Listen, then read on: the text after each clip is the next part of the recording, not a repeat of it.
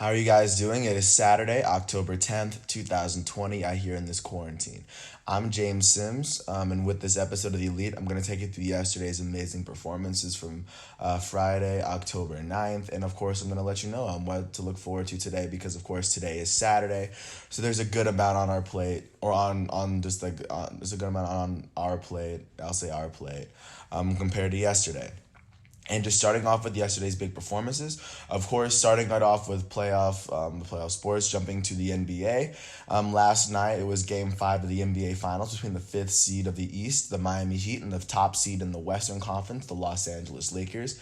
And in this game, the Miami Heat were able to beat the Los Angeles Lakers 111 to 108 as this game went down the stretch, and the Miami Heat were able to save and keep themselves alive, basically. A lot of amazing plays down the stretch, and it would kind of just be going back and forth. But this time, it would be the Heat that win. The Lakers had a chance to win. Danny Green missed the game-winning shot, and the Heat were able to kind of run away with that one. But looking at how the Los Angeles Lakers fared off the bench, their point guard Rajon Rondo would finish with 4 points, 5 rebounds, 5 assists, and a couple of steals. Mainly, and Kyle Kuzma had 7 points as well off the bench. Looking at their starters, Danny Green finished with 8 points as he shot 3 for 8 from the field, 2 for 5 from three.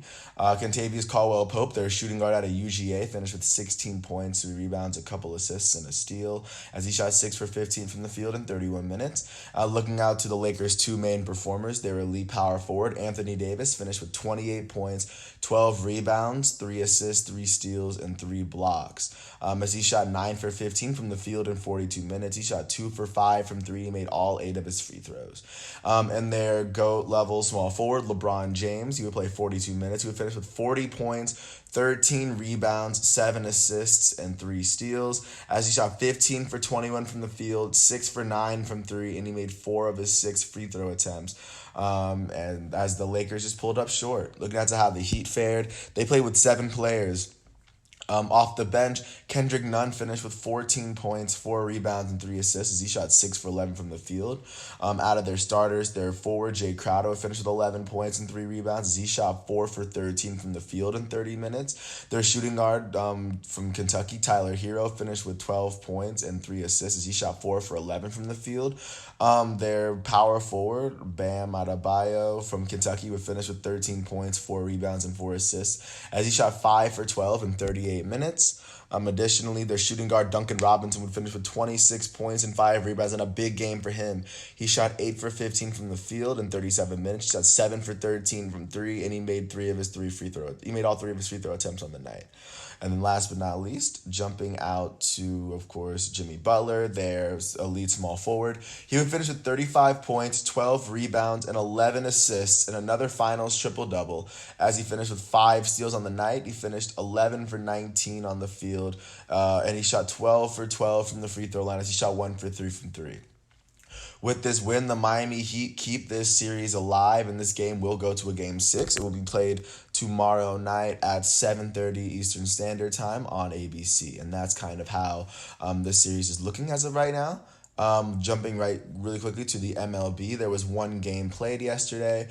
In this game, the top seed in the American League, the Tampa Bay Rays were able to beat their division rival, the fifth-ranked New York Yankees, in Game 5 in order to advance to the American League Championship Series to take on the Houston Astros, a team who many people are really praying and hoping to lose. But looking into yesterday's game, this game was a very close one. The Yankees were able to get the first score of the game in the 4th inning. The Rays tied it up in the 5th, and then they tied up in the 8th.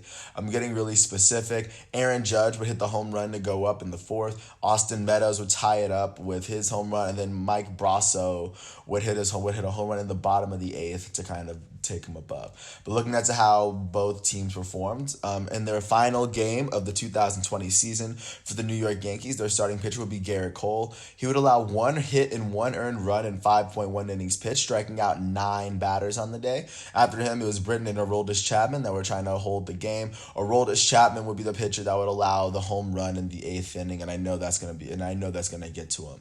Looking at how their offense performed in their final game of the season. American Batting League champ DJ LeMay, he would finish 0 for 4 with a strikeout on the day. Their elite right fielder, Aaron Judge, would go 1 for 3 with an RBI and a run and a walk as he hit his second home run of the series. Their center fielder, Aaron Hicks, would go 1 for 4. Their elite designated hitter, Giancarlo Stanton, would go 0 for 3 with a walk and a strikeout. Their first baseman in Major League Baseball home run champ Luke Voit would go 0 for 3 with a walk and 2 strikeouts on the day. Their elite shortstop Gleyber Torres would go 1 for 3 as well. And looking at how Tampa Bay fared, their starter would be Tyler Glasnow. He would only pitch 2 innings. He would allow no earned runs, striking out 2 batters, of course. And then it would be Anderson, Fairbanks, and Castillo. But Castillo would get the win down the stretch as he struck out 4 batters in 2 innings pitched, allowing no runs and no hits. On the offensive side of the ball, their right fielder, Austin Meadows, would go 1 for 4 with an RBI and a run. Like I said, he hit a home run in the 5th to tie the game up. And then their pinch hitting first baseman, Mike Brasso, he would be the only player he would be the only other player who registered a hit for the Rays, because of course Meadows went 1 for 4. He went 2 for 2 with an RBI and a run, as his home run in the 8th would be enough to put the Rays over and give them the 3-2 win.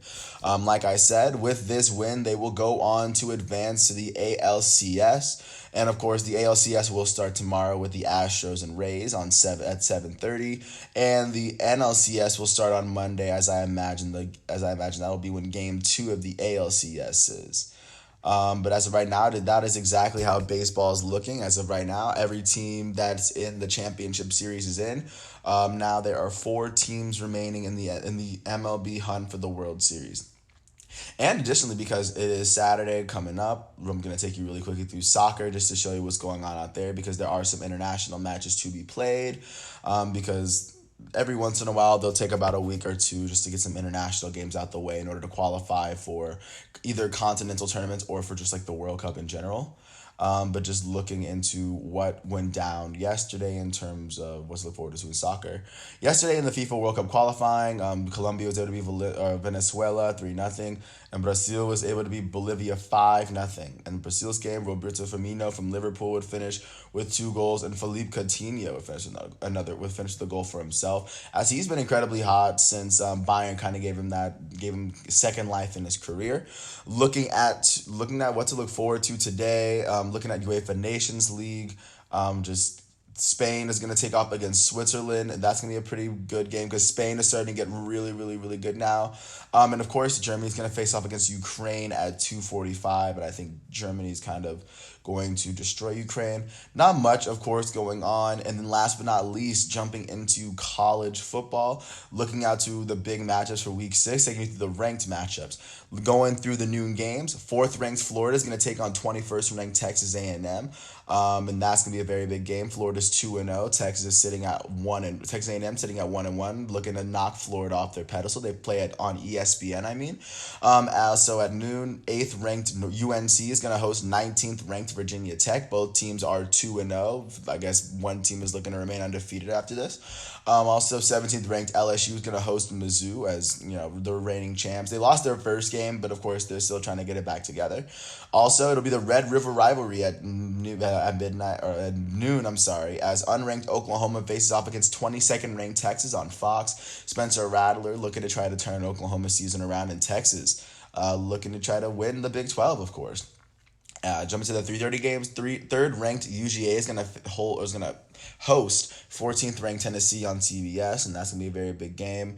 Also, 15th ranked BYU is gonna host the University of Texas San Antonio (UTSA). 24th ranked Iowa State takes on Texas Tech on ABC. At 4 o'clock, 13th ranked Auburn's going to host Arkansas on ESPN. At 7:30, big matchup as top ranked Clemson's going to host 7th ranked Miami on ABC, as Trevor Lawrence gets to take on D'Eriq King.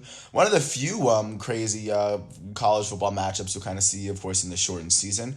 Ole Miss is going to host 2nd ranked Alabama as well at 7:30, and that's going to be on ESPN.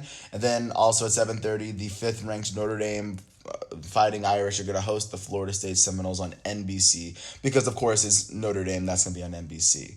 But with that said, that's basically everything you need to look forward to today. It is Saturday, October 10th, 2020 out here in this quarantine. I'm James Sims. I want to thank you for listening to all 10 minutes of my piece. I hope all is well, and peace out.